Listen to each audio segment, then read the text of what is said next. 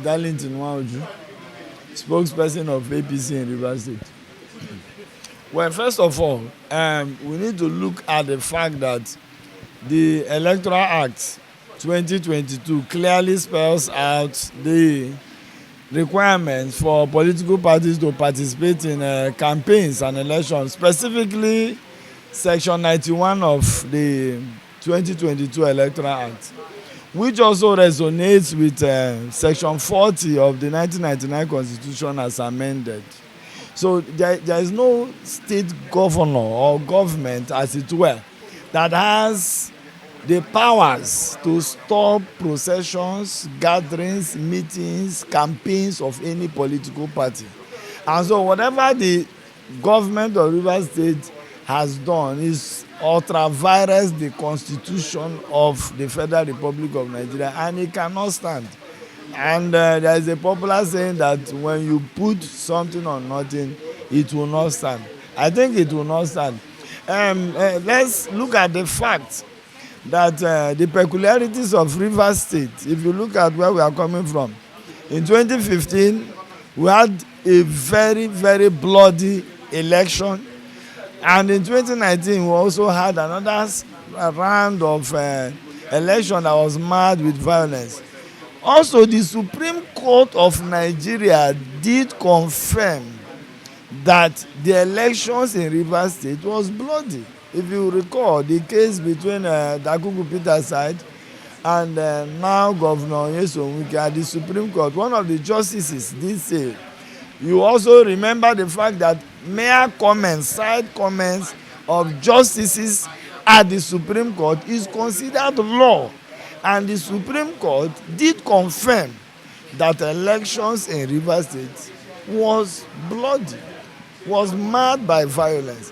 And so in a state like Rivers State, I would have presumed that the governor or the government of the day would take necessary steps that will ensure that elections in the state are violence free by opening up the spaces, allowing all political parties access to every facility and instrument that would allow them to campaign freely. And so what is currently happening, or the so-called Executive Order 21, is a precursor to violence. Because by the time you want to gag the opposition, you want to stop them, you want to deny them access to facilities, government, public facilities, to campaigns, to talk to people who should be voting for them, it's a precursor for violence.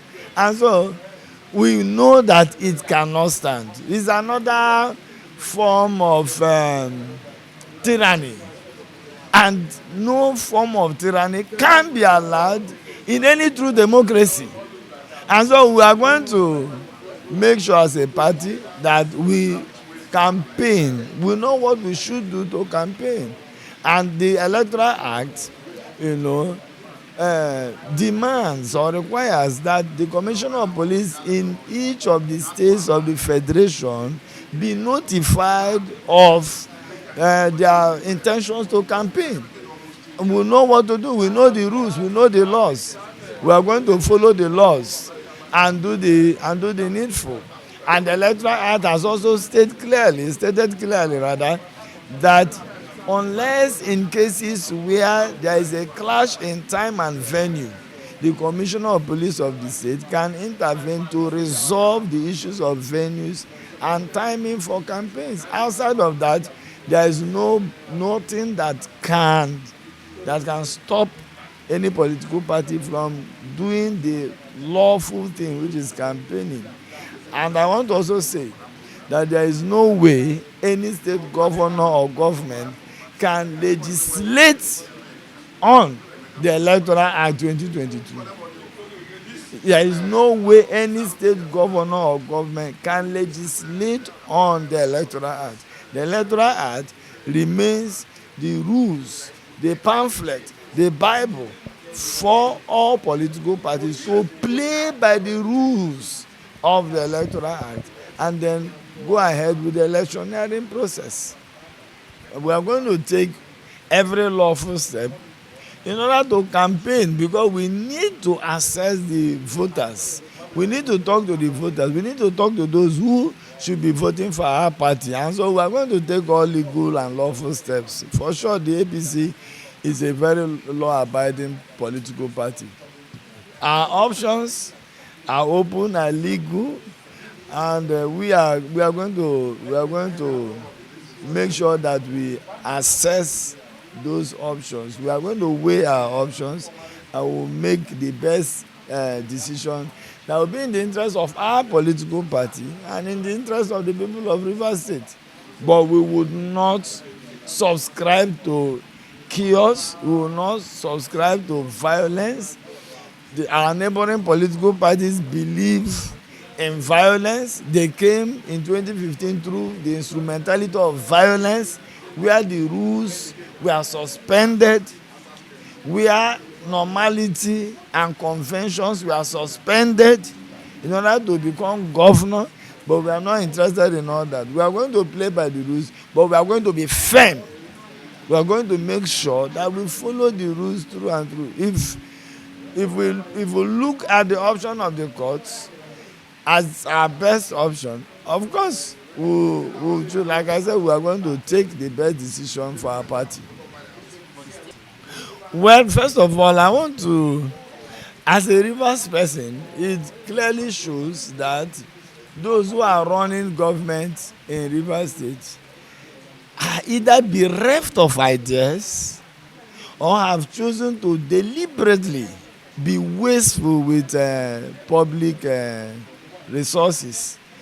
Because here is a situation where you took a decision, the State House of Assembly, 32-member State House of Assembly, legislated on a Supreme Court judgment, deriding a Supreme Court judgment, setting it aside by the reason of that singular action that they took on the 30th day of June in 2015.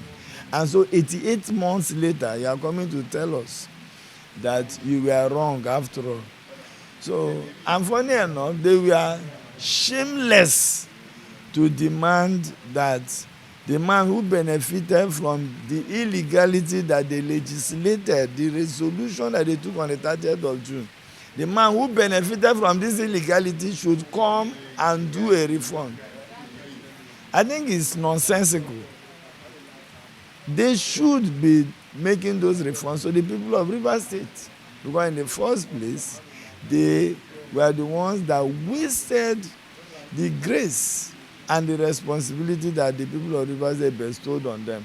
They should be apologizing to the people of Rivers State. I've said that over and over again. I'll keep on saying it, because it's an act of legislative rascality when people sit down and make resolutions that amount to nothing, make legislations that cannot be to the utmost interest of the majority. And so we feel, for me as a person, I believe that they are making laws for themselves. And I refer to it as the personalization of governance in Rivers State.